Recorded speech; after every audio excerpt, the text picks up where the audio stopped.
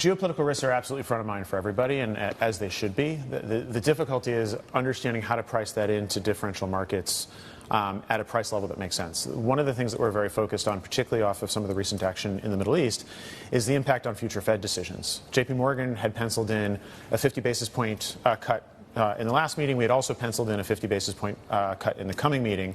I think that's clearly up for discussion at this point. The analysis is going to have to be, and sort of the questions are always more interesting than the answers.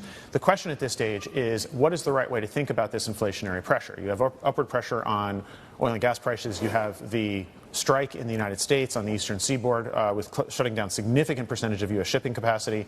That is absolutely inflationary. Those are, again, however, supply-side shocks. We learned this during the COVID experience.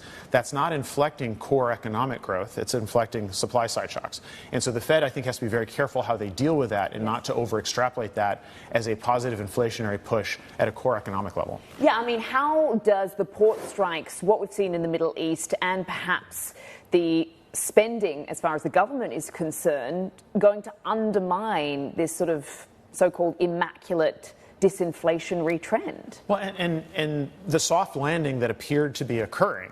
And what's interesting at this point is you're seeing a lot of these supply-side shocks really mirror what we saw during the COVID experience. You have Red Sea disruptions off of Houthi attacks on shipping, which are significantly disruptive. You have shutting down of almost the entire eastern seaboard down to Houston, right? So it's the entire eastern portion of the United States. And now you have potential energy price spikes off of unrest in the Middle East.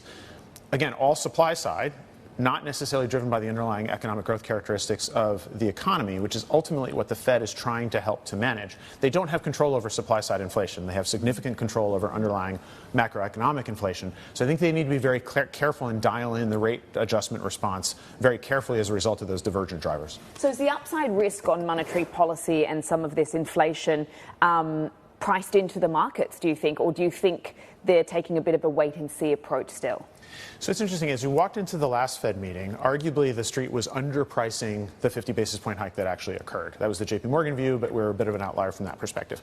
Moving forward, however, you're starting to see rate hikes get very aggressively priced into the market. And so it was an interesting dynamic from a rate structure perspective because too little, but then too much. And we're still really in that scenario. The core conclusion of that statement is you will absolutely see significant volatility across multiple asset classes as we move through the next couple of months, because we don't understand what's going to happen with energy prices because it's geopolitically driven, not supply-demand driven. We don't fully understand what's going to happen in the United States. Having conversations with investors as I've traveled around over the course of the past couple of weeks, one of the common questions is what is in the price in terms of the U.S. election? The answer is almost nothing, which is a rational response because it's too close to call. We don't understand what to price in yet. And so all of that is volatility triggering. And so if you happen to be running long short money and can buy vol, that's probably not a horrible bet.